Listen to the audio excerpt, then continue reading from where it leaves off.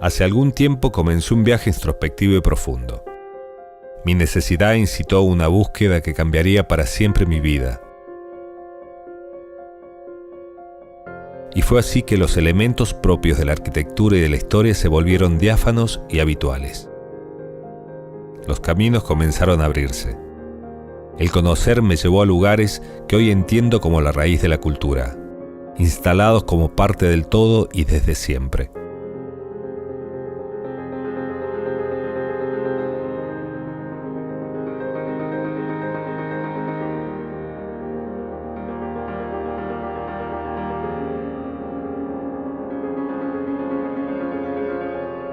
Encontré legados, relatos y sentido en lo cotidiano, en ese saber colectivo que narra cada uno de nuestros días, donde el tiempo es solo un pretexto para contextualizar.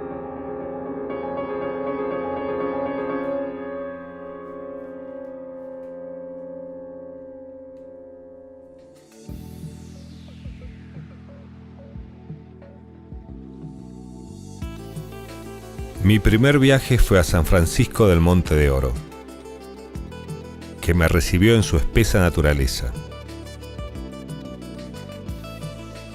Es allí donde se encuentra uno de los hitos de la educación argentina que hoy es considerado como la semilla del saber. La primera escuela rancho de Sarmiento sigue siendo testigo de su propia historia. El tiempo se aloja en su adobe que resiste sin mutar y mantiene vivo su legado. Ana María me recibió amablemente y me contó sobre la importancia de este solar histórico.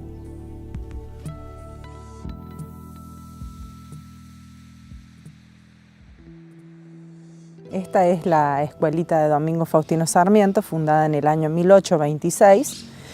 Sarmiento precisamente viene con su tío, un cura, Fray José de Oro. El cura era un cura gaucho, de esos que se involucraban mucho en la política en esa época y por eso es exiliado desde la provincia de San Juan. Y Sarmiento, que vivía con la familia de los Oros, decide acompañarlo al cura. Hacen la travesía de los 300 kilómetros desde San Juan para acá en lomo de caballo, de mulas. Y bueno, arriban al lugar en ese momento, imagínense que todo era campo. Estaba una capilla en honor a San Francisco de Asís, que es justamente donde lo envían al sacerdote, porque bueno, estaba ya la antigua ruta del oro que nos une con el pueblito de la Carolina, pero una ruta obviamente de senderos de caballos, de carretas, muy precaria. Bueno, al llegar acá a este valle de San Francisco, se encuentran con que el techo de esa iglesia donde lo envían al sacerdote lo ha derrumbado un rayo que ha caído en la torre. Entonces no tenían dónde vivir y una familia hacendada del lugar de apellido Camargo cede este ranchito para que vivieran. Es por eso que las habitaciones con las que cuenta el ranchito eran las que ellos tenían como viviendas. Una que tiene una ventana era el comedor, cocina-comedor. La otra casi no tiene ventilación, solo unos agujeros que son llamados troneras, que servían como ventilación y justamente también como miradores. Están ubicados más o menos a la altura del hombro de un adulto, porque cualquier cosa por ahí sacaban el fusil. Las clases se dictaban en la galería o en el patio, y nace la iniciativa de enseñar porque se encuentran con que todos los habitantes del lugar son analfabetos. La gente que vivía aquí en este lugar vivía dispersos hacia la zona serrana, no es que había un casco céntrico, porque vivían la mayoría de la explotación minera.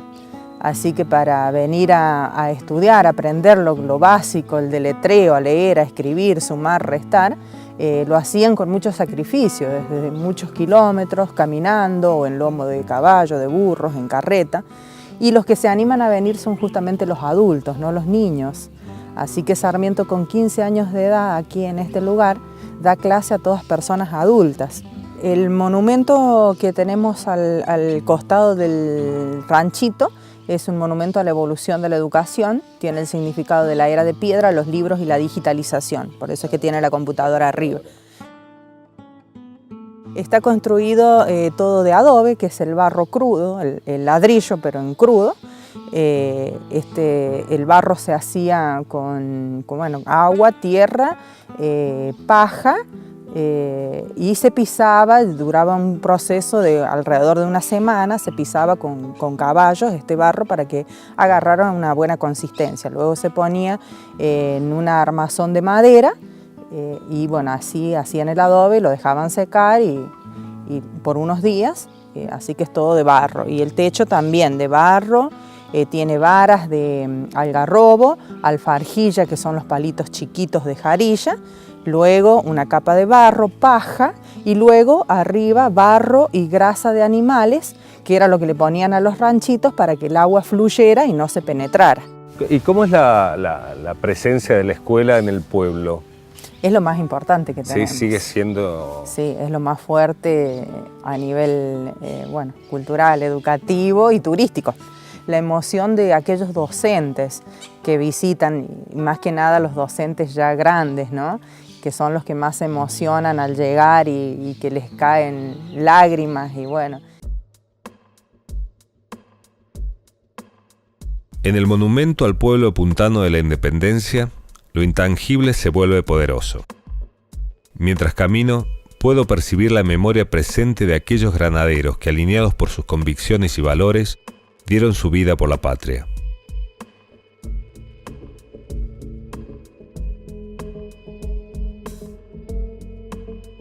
Esta obra arquitectónica es la síntesis perfecta del sentir de un pueblo.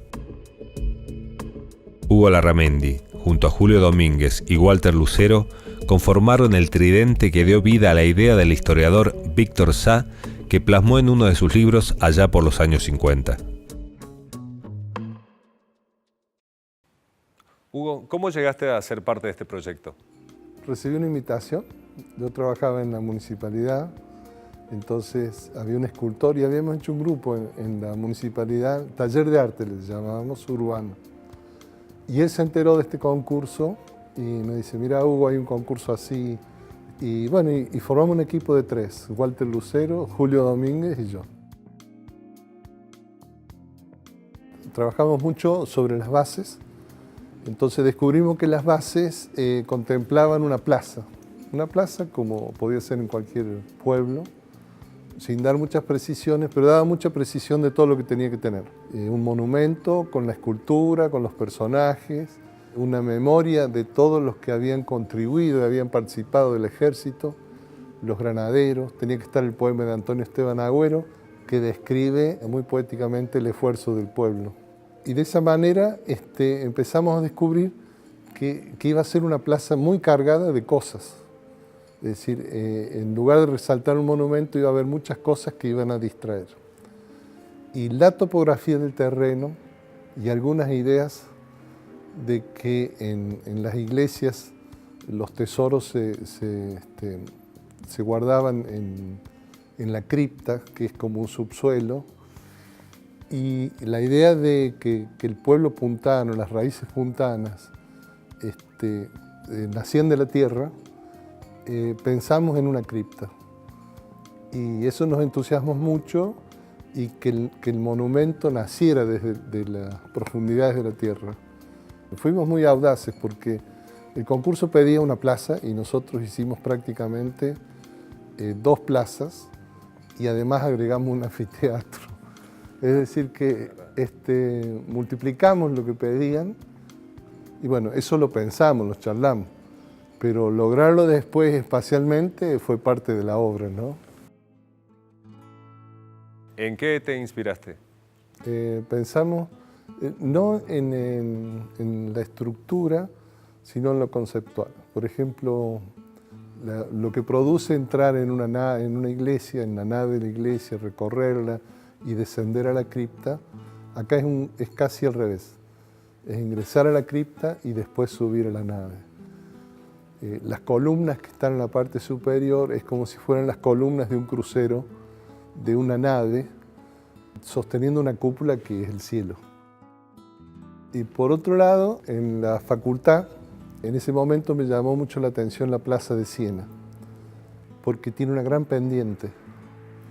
Y entonces concebimos que la gran pendiente convergente al centro daba más valor, más importancia al monumento. Así que esas son 2 fuentes de inspiración. Trabajaron entre 100 y 200 personas. Durante 7 meses fueron rotando también, porque hubo trabajos de hormigón, después trabajos de albañilería, y los picapedreros o pirquineros que venían de Departamento San Martín, donde se produce todo el granito, y que son los que saben cortar las piedras, dónde golpear todo eso, eran también con más de 20 que trabajaban en un lugar preparando la piedra para todas las pircas. Ese es otro valor importante de este monumento, que todos los materiales son nobles y son locales, son de la provincia. El rojo dragón de Potrerillo, la laja blanca del volcán. Y con el paso del tiempo, ahora después de 25 años, cuando venís acá y sabiendo que esto va a durar muchos años, nos va a pasar a todos, ¿qué se siente? Y yo lo que siento es como que estoy en un lugar que conozco y que tiene muchos recuerdos, y que es como un hijo que ya vive solo, que es autónomo a nosotros que fuimos los autores, ¿no?